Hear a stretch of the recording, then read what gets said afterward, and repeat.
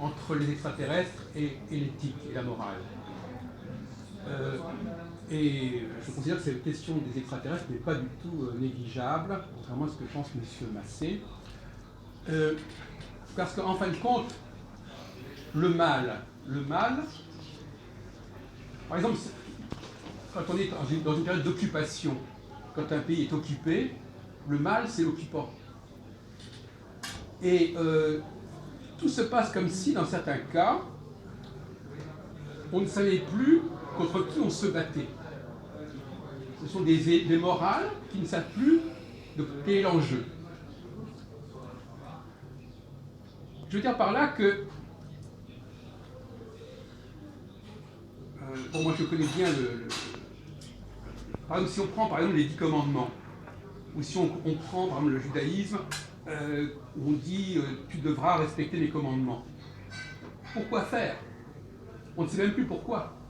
On dit tu devras le faire, on ne sait plus pourquoi, on ne connaît plus l'enjeu.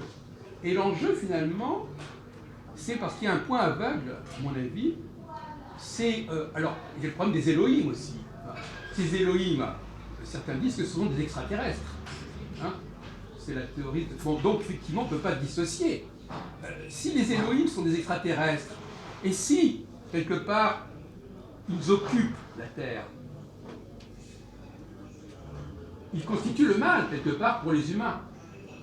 Et donc, la question, c'est quel comportement, les règles, les commandements qui sont demandés aux humains sont là pour lutter contre ces extraterrestres, contre le pouvoir dominant.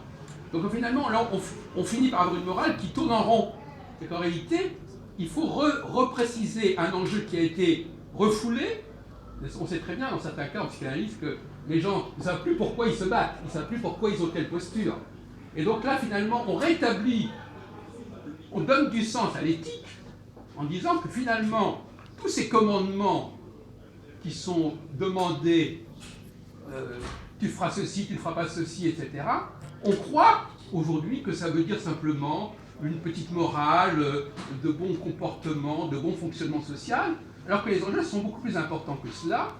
Ce sont des enjeux qui sont liés à une occupation. Alors effectivement, et là je rejoins notre ami Kama, quand il dit qu'effectivement on ne peut pas distinguer clairement entre les anges, les extraterrestres, les revenants, les dieux et les hommes à la limite. Parce que ces extraterrestres qui sont des dieux, entre guillemets, ce ne sont pas vraiment des dieux. Ce sont des dieux parce qu'ils sont supérieurs, ils ont une technologie supérieure, mais ce ne sont pas réellement des dieux. Donc finalement, ce sont des hommes comme nous.